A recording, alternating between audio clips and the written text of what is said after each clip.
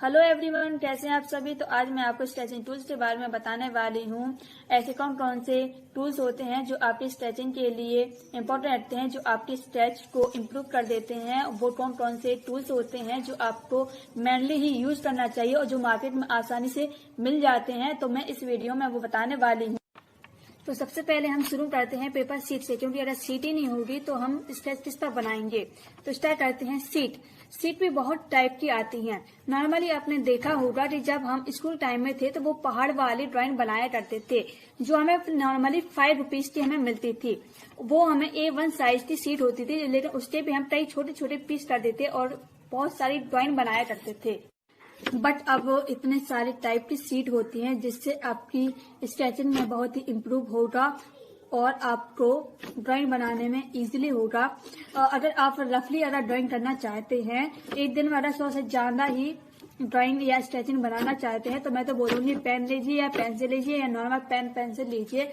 और अगर आप न्यूज़पेपर भी ले सकते हैं और रफली ड्राइंग जो होती है वह करना स्टार्ट कर दीजिए, जिससे आपकी स्केचिंग और परफेक्ट बनेगी। अब आते हैं हम सेकंड शीट के बारे में, जिसे कार्टलेज शीट कहते हैं। इसमें हम यूज रफली तरीके से करते हैं। इसमें पहला पेज प्लेन होता है, दूसरा स्लिपरी होता है। इसमें हमने शीट के बारे में डिस्कस कर लिया है। अब हम आते हैं बॉर्डर कलर के बारे में। अब बात करेंगे बॉर्डर कलर में। बॉर्डर कलर में भी हैंडमेड शीट सबसे बेस्ट होती है। जो कि स्टार्ट में कर रहे होते हैं उनके लिए हैंडमेड शीट सबसे अच्छी होती है, जो कि प्रॉपरली साफ और सही तरीके से स्प्रेड देती है। अब बात करते हैं हम पेंसिल की। पेंसिल में भी बहुत सारे टाइप्स होते हैं, जैसे कि पहले लाइट होगा, जैसे H होगा, HB2 होगा, HB3 होगा, 4 होगा, 5 होगा। ऐसे ऐसे लाइट से डार्क की तरफ हम बढ़ते जाएंगे, जो ग्रेजुअली 12 की तरह आता है। मेरे पास अभी जो भी पेंसिल अवेलेबल है मैं उसके बारे में बताती हूँ। ये सुपीरियर वाली पेंसिल होती है, जो HB से लेकर 8B तक शुरू होती है। और नॉर्मली पेंसिल तो आप जानते ही हैं। और डॉम्स वाली भी पेंसिल होती हैं, जो आपके पास अवेलेबल हो उसका यूज आप आसानी तरीके से कर सकते हैं, जिसका यूज आप स्केचिंग के लिए या शेडिंग के लिए इसका यूज किया।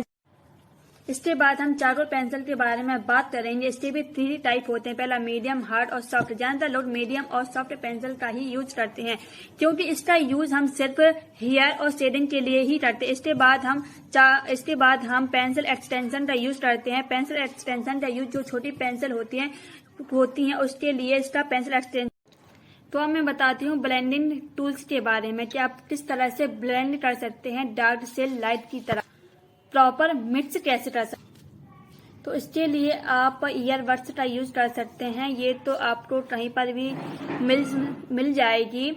इसका यूज हम छोटी जगह पर कर सकते हैं, जैसे कि नोज, आईज। इसका यूज हम आसानी तरीके से छोटी जगह पर, जैसे A4 साइज है या छोटा A4 5 होता है, इसका यूज हम वहां पर करते हैं, क्योंकि ये एक प्लास्टिक की होती है और ये आसानी से मुड़ जाती है। इसको हम इस तरह से मर्ज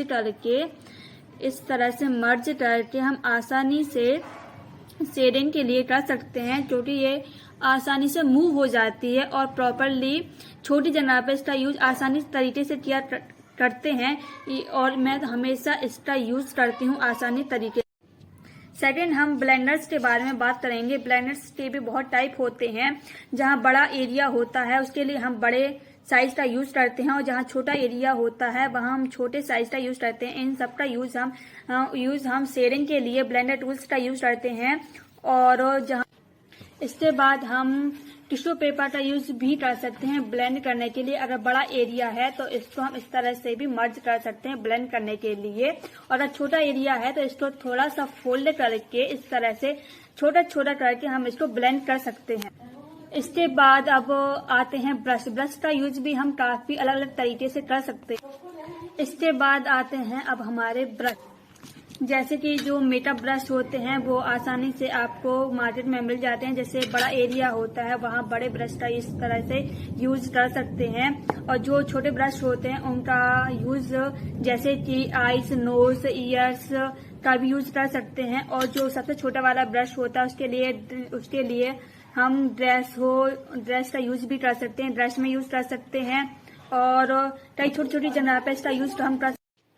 तो अब बात करते हैं लास्ट में स्प्रे का यूज आप अपनी पेंटिंग को या स्केचिंग को साफ करने के लिए, और जिससे आपकी पेंटिंग्स बिल्कुल साफ, उसकी जो थिकनेस होती है वो क्लीन और शार्प दिखे, उसके लिए आप स्प्रे का यूज कर सकते हैं, जो कि हमेशा लास्ट में पेंटिंग के लिए किया जाता है।